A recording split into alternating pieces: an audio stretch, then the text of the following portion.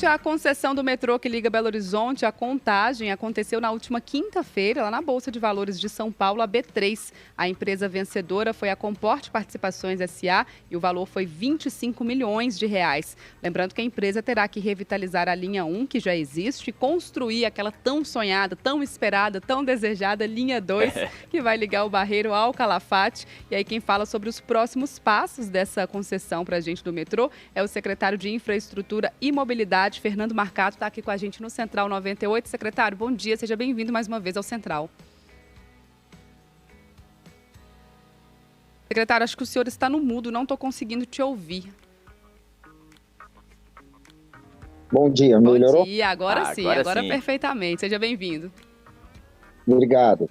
Aí, a gente falando então dessa concessão, desse leilão que aconteceu na semana passada, 25 milhões de reais. Como é que vocês avaliaram aí, né, todo esse processo e principalmente a gente vai falar um pouquinho também dos próximos passos. Mas atendeu às expectativas do Estado? Como é que está essa situação?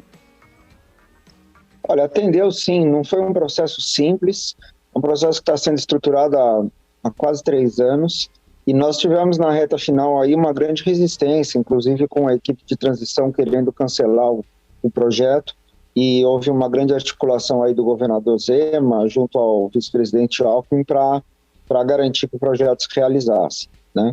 Eu só queria chamar a atenção de um ponto, é que esse valor que está sendo dito de 25 milhões, ele na verdade, ele nada mais é do que um pequeno desconto sobre o valor total que o Estado vai investir, né? O Estado vai colocar, governo federal e estadual, 3,2.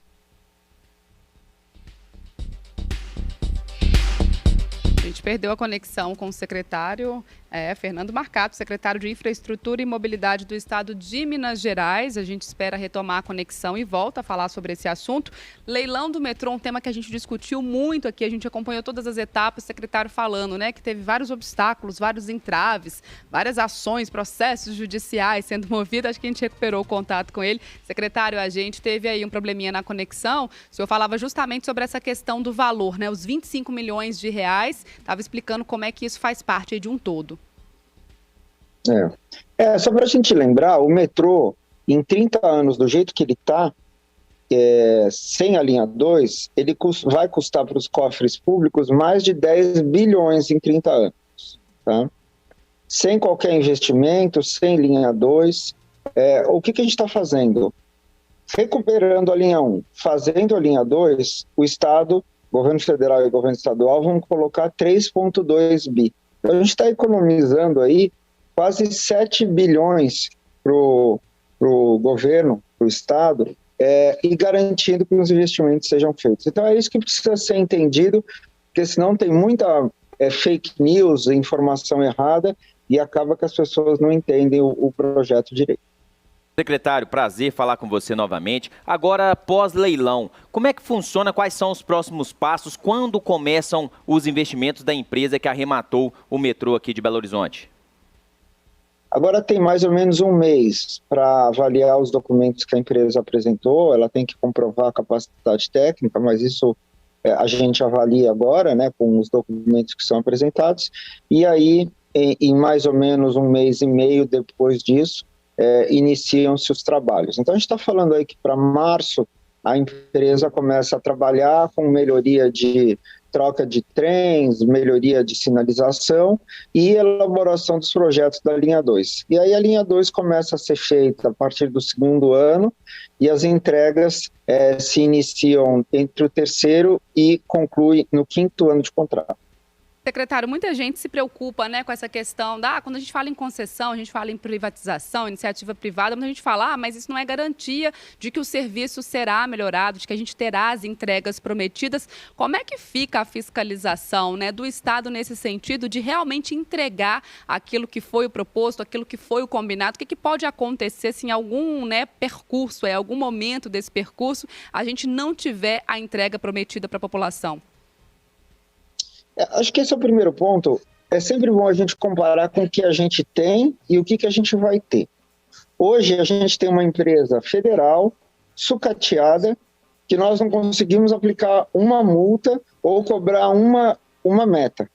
A empresa faz o que quer, do jeito que quer, gasta quase 400 milhões por ano e não investe. Então, essa é a situação que nós temos, né? O que a gente está querendo fazer e que a gente vai fazer? Vamos assinar um contrato. Esse contrato vai ter metas estabelecidas. E, além disso, o Estado tem uma estrutura para fiscalizar que, no ano que vem, vai se transformar numa agência reguladora de fiscalização e regulação. Então, o que a gente já está melhorando do ambiente? Eu vou sair de uma empresa que não tem meta nenhuma, que não tem nada escrito em papel, em contrato, por isso que opera do jeito que opera, por isso que não faz investimento, e vou passar a ter isso. E, a partir de então, eu tenho uma equipe da Secretaria que vai fazer a fiscalização, que a partir do ano que vem se torna uma agência reguladora, independente, com recursos, e aí vai cobrar as metas de maneira muito mais eficaz. Secretário, outro ponto que é bastante questionado é em relação ao preço das passagens. Com essa concessão, como é que fica esse valor? Podemos ter alta ou não? Explica um pouco para a gente como é que funciona essa questão da tarifa. O contrato está estruturado para que não haja aumento de tarifa, só os reajustes anuais que são feitos com base na inflação, isso ocorre no aluguel de casa, em qualquer coisa, mas não vai ter aumento, então a tarifa base que é praticada hoje continua a ser praticada, né? E é por isso que o Estado está colocando 3,2 bi, para que a tarifa não suba. Então, ela garante que os investimentos sejam feitos e a tarifa não sobe. Então, a população pode ficar tranquila que não vai ter um aumento de tarifa, para além dos reajustes inflacionários que ocorrem naturalmente e já ocorrem hoje na CBTU. Agora, secretário, trazendo também aqui uma pergunta, uma demanda dos metroviários, né, que esse leilão aconteceu e eles querendo saber se esse diálogo com a categoria vai continuar. Do nosso lado sempre houve, são funcionários federais, nós já enviamos alguns ofícios para o governo federal dizendo que a gente apoia qualquer medida de realocação desses funcionários por parte do governo federal, e eu já me comprometi, tão logo eu tenho um interlocutor no governo federal, porque precisa nomear aí os ministros, né, saber quem vai ser responsável pela CBTU, a gente como governo do estado vai continuar facilitando esse diálogo entre os metroviários e o governo federal.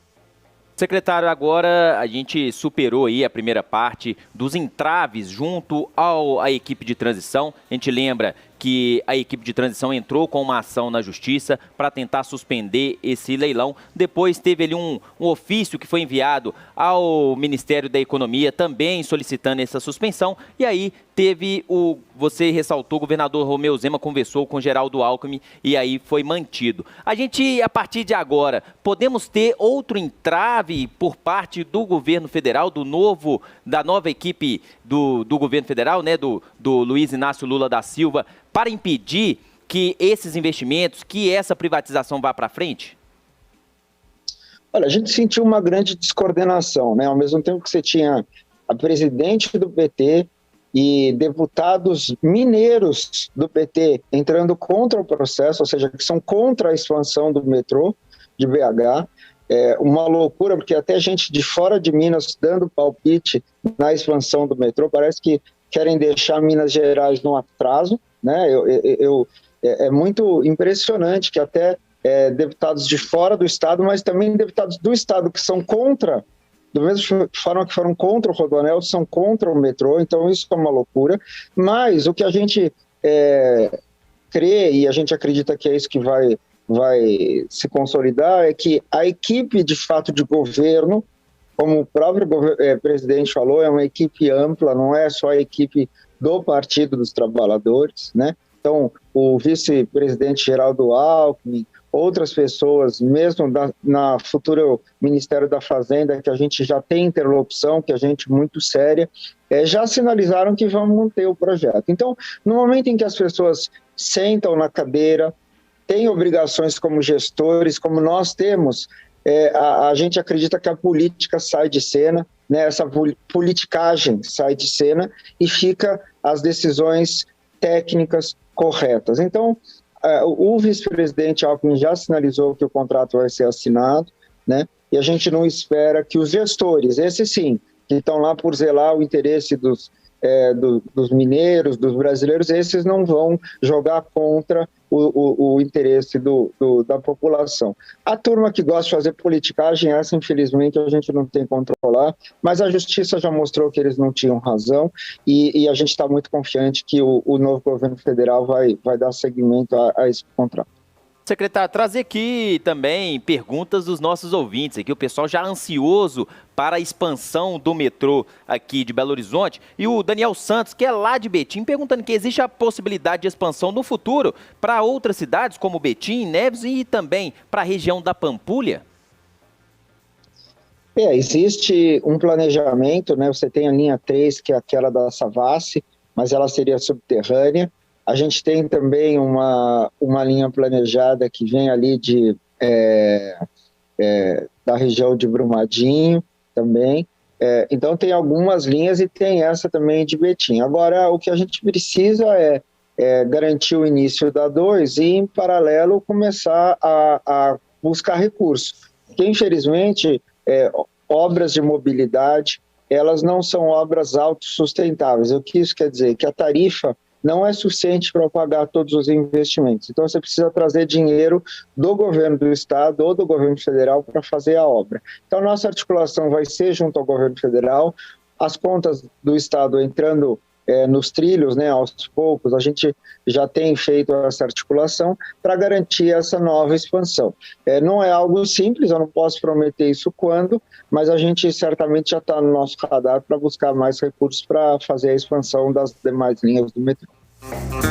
Secretário de Infraestrutura e Mobilidade com a gente aqui no Central 98, Fernando Marcato. Fernando, muito obrigada mais uma vez por esse tempinho para conversar com a gente aqui, para atualizar, né, falar um pouquinho sobre os próximos passos também dessa ampliação, modernização do metrô que liga Belo Horizonte à Contagem. Muito obrigada e ótimo 2023 para você. Muito obrigado, ótimo 2023 a vocês e aos nossos ouvintes. Um grande abraço.